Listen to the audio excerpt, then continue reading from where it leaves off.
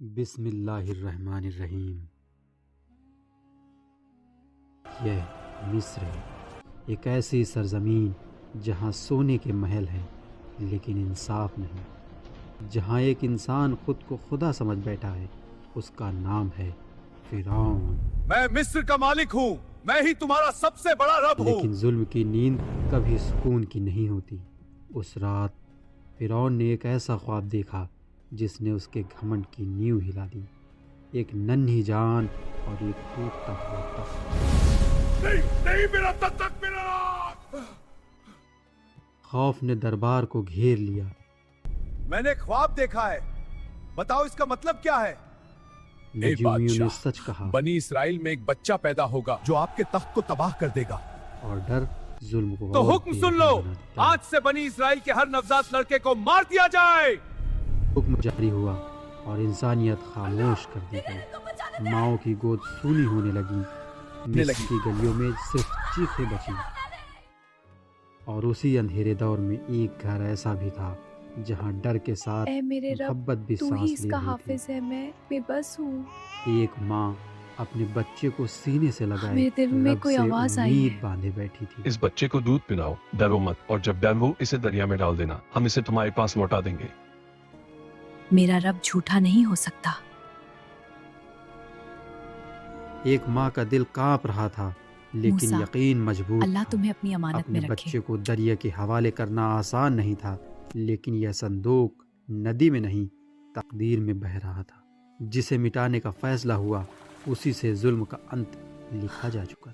यह क्या है सैनिकों, इसे निकालो। यह बच्चा मेरी आंखों की ठंडक है।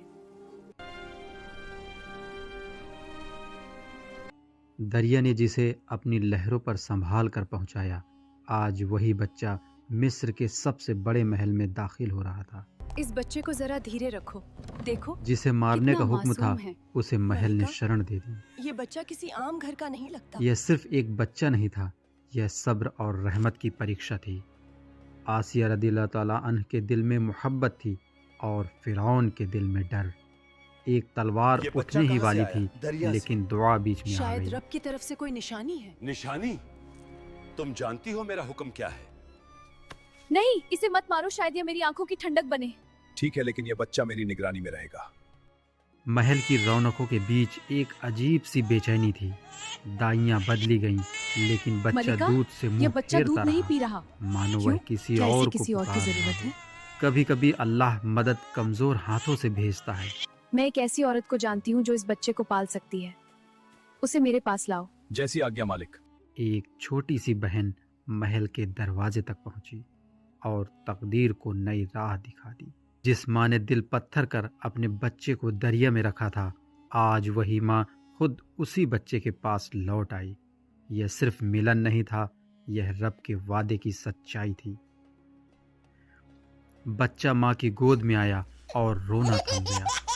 महल ने देख लिया कि ताकत तलवार में नहीं, माँ की गोद में होती है। आज से ये औरत इस बच्चे की देखभाल करेगी। महल की तरफ से इनाम भी लेकिन मिलेगा। जुल्म की आंखें कभी पूरी तरह बंद नहीं होती। फ़िरौन दूर खड़ा देख रहा था। उसके दिल में एक सवाल उठ रहा था, कहीं यही तो नहीं वह बच्चा जिसे मिटाने की साजिश रची गई? वही जुल्म के घर में पल रहा था और वक्त अपना काम चुपचाप कर रहा था। वक्त गुजरता गया और वह बच्चा जो दरिया की लहरों पर आया था, अब जवानी की दहलीज पर खड़ा था। महल में पला, लेकिन दिल हमेशा मजलूमों के साथ धड़कता रहा। एक दिन मूसा अलैहिस्सलाम ने वह देखा जो हर ज़मीर को जगा देता है। जुल्म कमज़ोरों पर बरसता हुआ और उस पल खामोश रहना मुमकिन नहीं था। नियत इंसाफ की थी, लेकिन कदम भारी पड़ गया। एक जान चली गई और मूसा अलैहिस्सलाम का दिल अफसोस से भर गया। यह गलती थी, लेकिन दिल में बुराई नहीं थी। खतरा करीब था और साजिशें हर तरफ। मूसा अलैहिस्सलाम ने मिस्र को छोड़ने का फैसला किया। न पीछे महल रहा, न आगे कोई सहारा, सिर्फ रब पर भरोसा। रेगिस्तान की खामोशी में एक दुआ गूंजी, ऐ मेरे परवरदिगार, मैंने अपने आप पर जुल्म किया है, तू ही मुझे माफ़ कर। और रहमत ने उस दुआ को सुन लिया। थके हुए कदम, लेकिन उम्मीद जिंदा थी। मदियन की राह पर एक नया अध्याय लिखा जा रहा था। यह सिर्फ सफर नहीं था, यह तैयारी थी। मिस्र में फिरौन अब भी ताकत के नशे में था, लेकिन उसे खबर नहीं थी कि जिसकी तलाश में वह भटक रहा है वही इंसाफ की मशाल लेकर वापस लौटेगा। वक्त अब करवट लेने वाला था। दरिया से शुरू हुई कहानी अब रेगिस्तान से गुजर रही थी और आगे एक उम्मत की आज़ादी लिखी जा चुकी थी। Dean Enk's Studio, a beacon of creative faith.